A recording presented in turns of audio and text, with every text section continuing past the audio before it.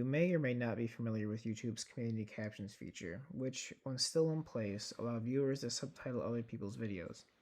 Whether you're new about it or not, YouTube has decided to end this feature for reasons some consider a little suspect. This article from The Verge captures the outrage felt by many deaf and hard of hearing viewers in the YouTube community. The article is written by Kim Lyons, published July 31st, 2020, just months before the September 28th deadline. As you can imagine, this news caused quite a stir with content creators on the site, most of which are reacting with confusion and just plain disbelief. Without community captions, many have said, YouTube will stifle deaf people's accessibility, and not only deaf people, but also foreign language watchers. Community captioning is when fans of a channel write and upload their own subtitles to a video, whether in the same language as that video or in a different language. Deaf YouTuber Ricky Pointer is leading the charge to keep community captions around. On her YouTube channel, she says that community captions were an accessibility tool that not only allowed deaf and hard of hearing people to watch videos and captions, but also allowed creators that could not afford to financially invest in captions use them.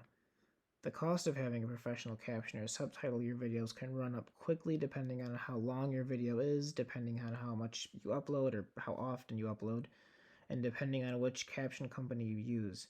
That is to say, most small YouTubers can't afford this expense. They need community support. YouTube, on the other hand, highlights the downside of community captions. The fact that caption abuse is rising, where volunteer captioners will add harmful and demeaning subtitles to public videos.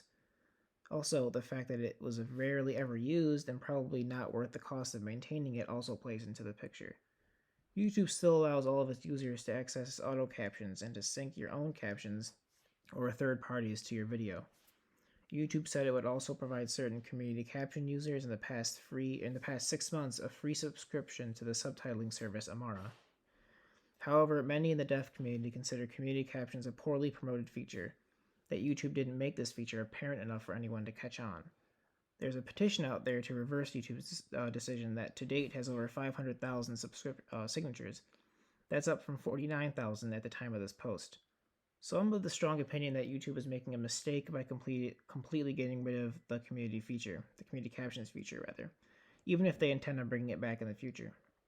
The whole point of subtitling and captioning is, first and foremost, accessibility for the deaf and hard of hearing.